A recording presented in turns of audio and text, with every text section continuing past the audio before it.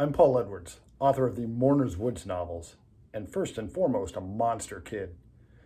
Today I'm reading Famous Monsters of Filmland, issue 109 from 1974.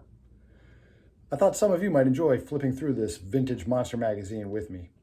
Just in case you don't own your own copy of Famous Monsters of Filmland, issue 109 from 1974. Together we can see what kinds of vintage monster goodness is in here. Vincent Price graces the cover of Famous Monsters of Filmland, issue 109. In case you don't recognize it, this is his Dr. Death persona from the film Madhouse. And there's a feature article on Madhouse, so we're going to be talking about that. I do want to point out that 1974, prices were starting to go up. It now costs a whole $1 to get a copy of Famous Monsters of Filmland.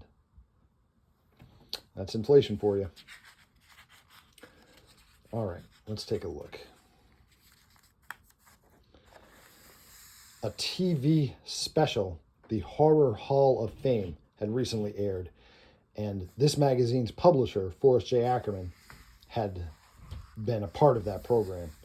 So not surprisingly, they have a piece on the Horror Hall of Fame and an inside cover bit.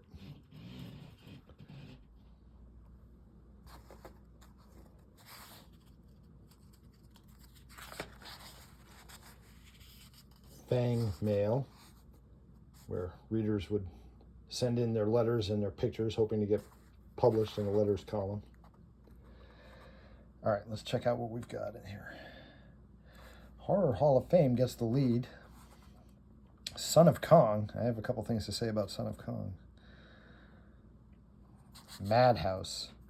This is a very interesting movie. The movie itself is interesting, but it's also interesting in horror history. This was like a 1970s version of Scream, the Wes Craven movie. We'll talk about that when we get there. But it was a meta horror movie before that was a thing. Forrest J. Ackerman. Forey tells the gory story. There's Forrest J. Ackerman right there. With John Astin, who I saw play Ebenezer Scrooge in A Christmas Carol on stage once.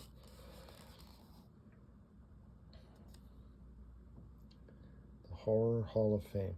So this was 1974. A lot of the big horror stars still were alive at this time.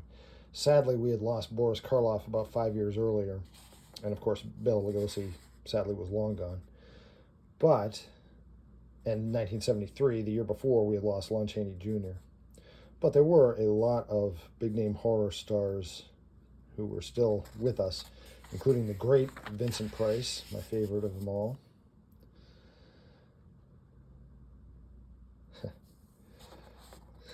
Hunchback of Notre Dame. That's a Forrest J. Ackerman joke for you. Oh no.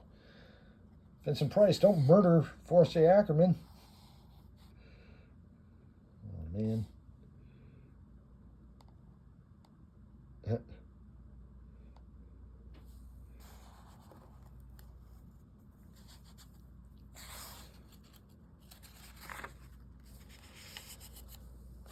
Okay, 1933, King Kong was a huge hit at the movie theaters.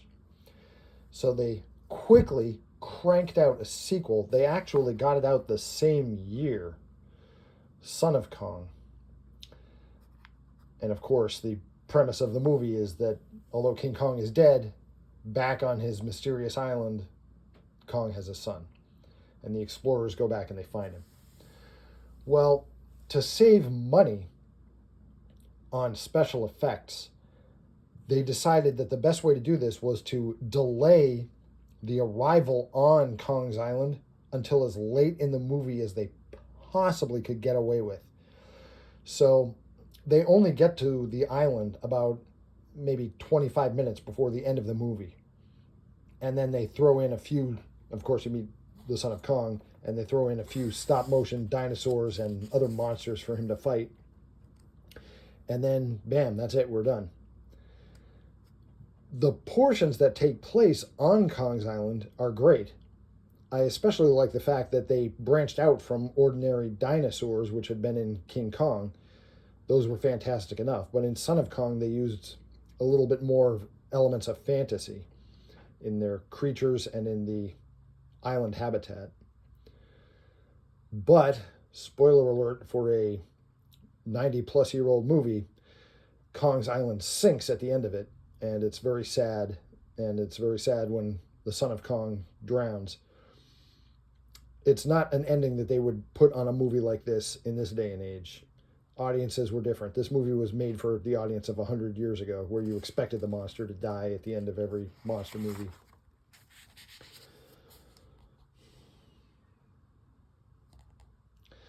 Here's an obscure fan theory. If you're really into these, you know that Robert Armstrong was the promoter responsible for bringing King Kong to New York City in the first movie, King Kong. And then in this film, Son of Kong, he's in financial ruins. He's being served by process servers because of all the damage that Kong caused on his rampage. And then in another film after this, Mighty Joe Young, Robert Armstrong shows up playing a character of a different name. And the fan theory is that it's still the same guy, Carl Denham, and that he's living under a new identity because of all of his legal troubles, because of the fiasco of King Kong, which makes sense if understanding the fact that in Son of Kong he was financially destitute and in huge legal trouble. It would be just like Carl Denham to change his identity to another name. So that's a fan theory I can go with. Yeah. Just to avoid any confusion here, King Kong himself does not appear in Son of Kong. It's not like he turned out to have survived or something. He didn't. So it's nice that they put a picture of King Kong in here, but you don't get King Kong in Son of Kong. I like the bit where Kong is wrestling with the giant prehistoric bear.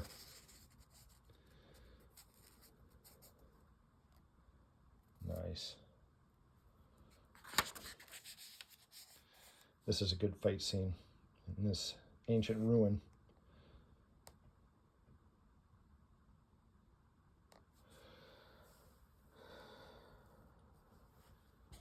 Nice poster art.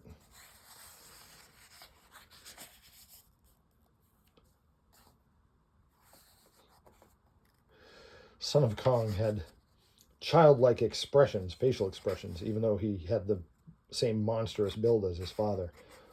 That's something that they repeated a generation later in Son of Godzilla, having a more childish version of the fearsome monster.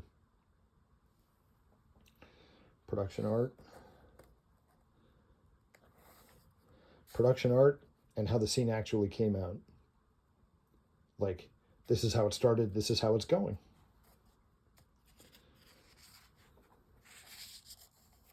Whoa. The sea serpent. Oh, nice.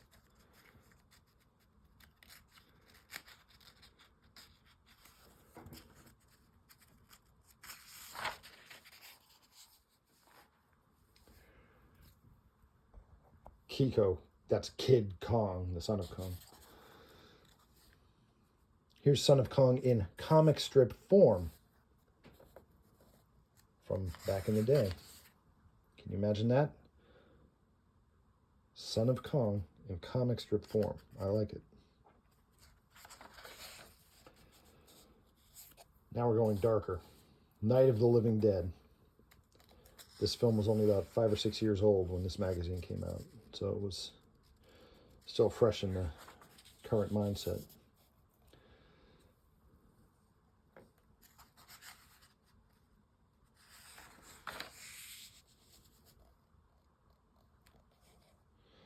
The thing that freaked me out the most, I think, in this movie is when that poor young couple gets killed when they're trying to refuel the pickup truck.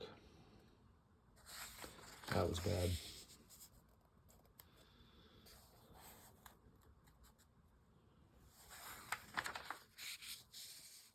Ooh, Karloff Revisited. Now, he had already, sadly, left us at this point. He died in 1969. So we're remembering Mr. Monster. The editor, Forrest J. Ackerman, shares his experiences. This was my favorite Bela Lugosi and Boris Karloff co-starring film, The Raven.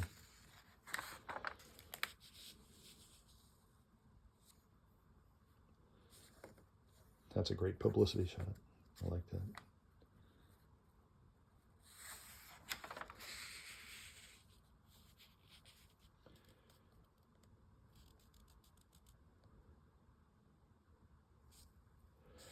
Yeah, at the end of his career, I mean, I'll give him full credit. Karloff worked as long as he possibly could until his death, and but some of the movies he made late in his career were not stellar. I'm not saying he was bad; he wasn't bad, but they were not the greatest movies to end his illustrious career on. Okay, Madhouse. This film stars Vincent Price as Paul Toombs, an old-time horror movie actor. That's right, the character he's playing is an old-time horror movie actor who's trying to make a comeback after having spent years in a madhouse because he was believed to have committed a murder. And he honestly doesn't know whether he did or didn't commit the murder. But he's stable and seems okay now. So he's at liberty and he's trying to stage a big Hollywood comeback in the form of reviving the character he used to play the most in his movies, Dr. Death. Dr. Death was a character that Paul Toombs played. This is a movie within a movie.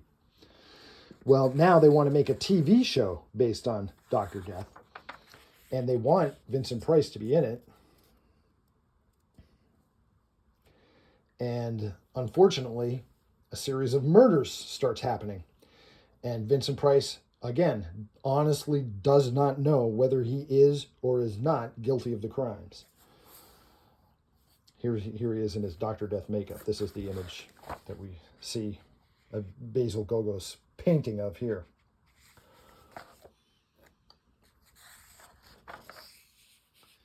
So it's very meta because they show us things behind the scenes of the making of monster movies, and at the same time, we're getting the actual monster movie treatment where people are being killed one by one. It's a whole lot reminiscent of Scream, which came out in 1996 or 97. So it was over 20 years after this film, Madhouse, came out in 1974. So, see, everything old is new again. This was a meta horror movie before we had that term. And the killer, the audience has shown that the killer is wearing the Dr. Death costume and makeup. But of course, that doesn't mean that it's really Paul Toombs under there. It could easily be someone else under there. Or it could be Paul Toombs. I'm not going to ruin it in case you haven't seen it, because I urge you to see it if you haven't seen it yet. This part of the movie upset me greatly. That was a character I really liked who did not survive to the end. Not Paul Toombs, the young lady.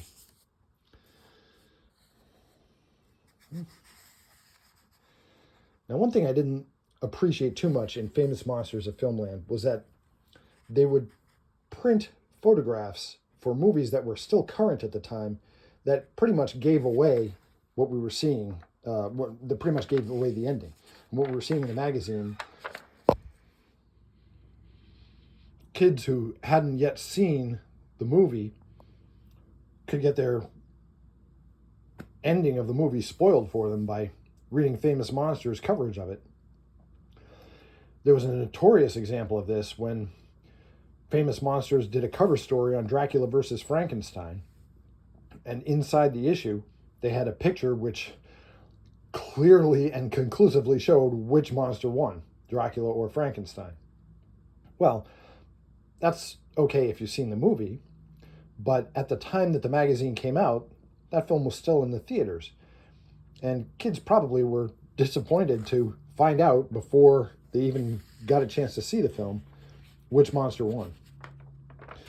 So I didn't really like the printing of spoiler pictures without warning in Famous Monsters. But you can't have everything. Bloodwaters of Dr. Z. This is a film that's also been released under the name Zaat, Z-A-A-T. That's actually how I know it better. That is a story about a crazed scientist who tries to turn himself and others into fish people. If you're into this kind of entertainment, this is the magazine for you.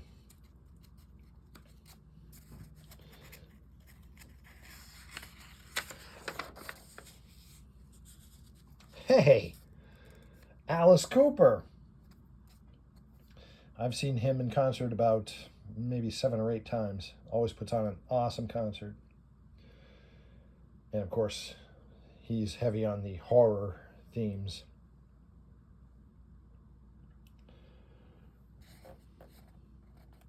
Yep, The Exorcist, of course, was only about a year old when this magazine came out.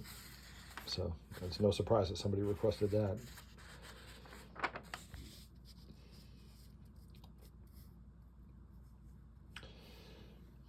Now we get to the wild ads.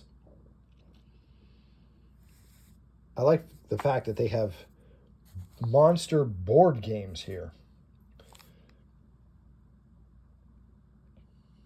For only $1.98. I never had any of these. Did you? I did have Hey Hey Which Way. That was a witch, W-I-T-C-H, Which Way. That was a horror-themed game. All right, Mystery Photo. Can you guess what production this is from? And here's the answer to last month's Mystery Photo. It's Jack the Giant Killer, of course.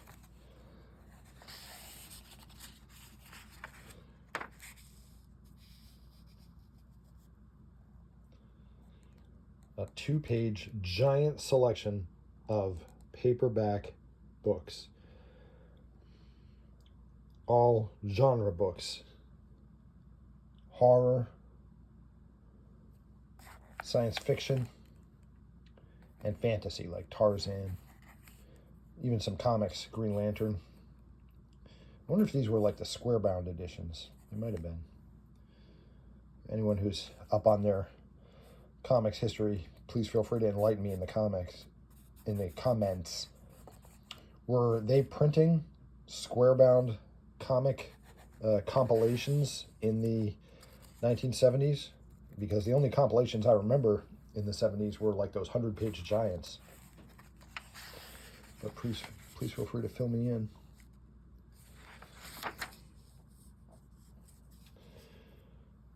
So even though they hadn't invented DVDs or videotapes for the public yet, they had 8mm and 16mm films that you could buy through the mail, and this was a reel of film in a metal canister, and you could show it on your home movie projector. Unfortunately, it was not the whole movie. It was usually about 10 minutes worth of the movie. Presumably the special effects scenes, which is what the kids would want to see. I did send away for one of these when I was a kid, out of the back of Famous Monsters of Filmland. I sent away for the Destroy All Monsters one, which presumably was 10 minutes worth of, the big fight against King Ghidorah near the end of the movie. And it was $10 plus, I don't know, $2.50 or something shipping. So I sent in the payment of $12.50. And about a month later, I got a mail back that said, "We're out of this one. Here's your refund of $10. So they pocketed the postage. And I wonder how many other kids they did that with.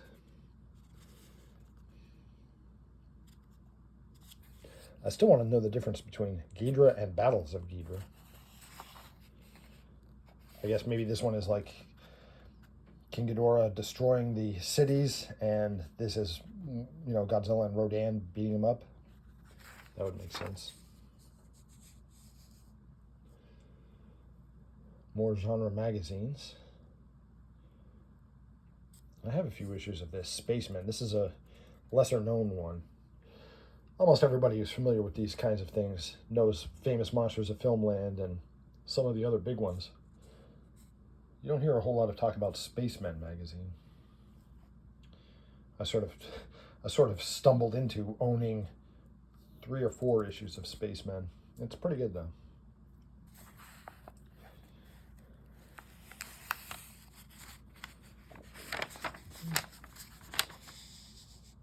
Oh. Okay, the Mego action figures were large action figures. They must have been 12-inch action figures with cloth clothing, not just plastic clothing that was part of the mold. There was actual cloth clothing that went over them. They were great, and they licensed both DC and Marvel Comics characters, along with some other far out characters like Tarzan. I had a ton, not all, but I had a ton of these Mego figures. I would love to know whatever happened to them.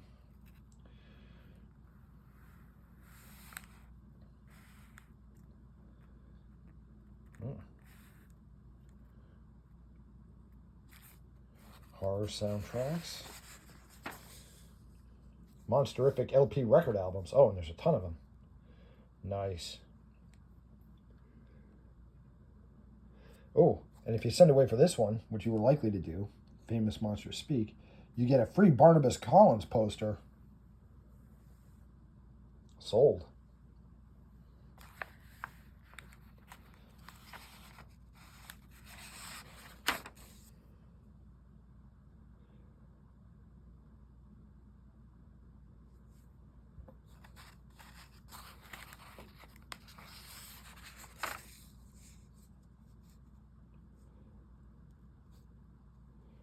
You can get your comedy monster movies, Three Stooges or Abbott and Costello.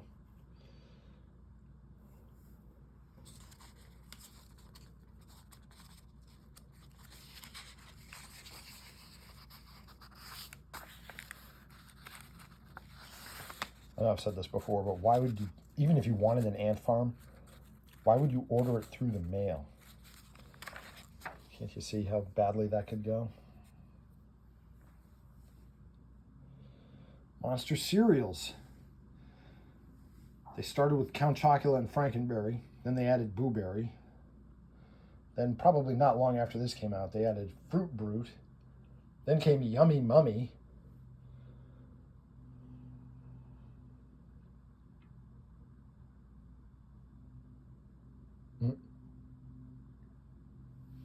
College students wild about FM. See, they know what's up.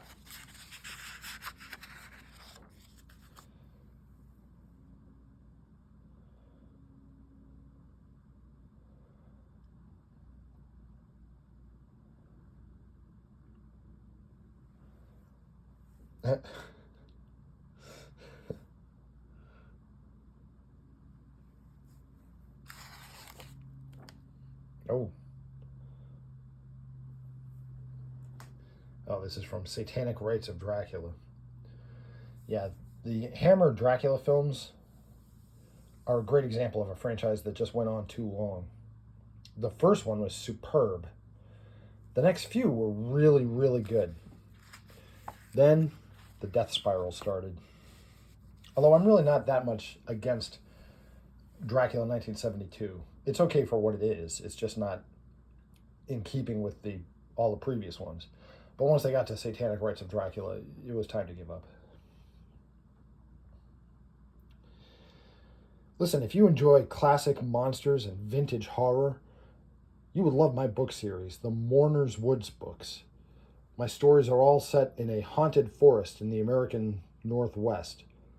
In each book, a completely new cast of characters enters into Mourner's Woods and encounters, various threats in different books. Monsters, ghosts, crypt walkers, banshees, giant spiders.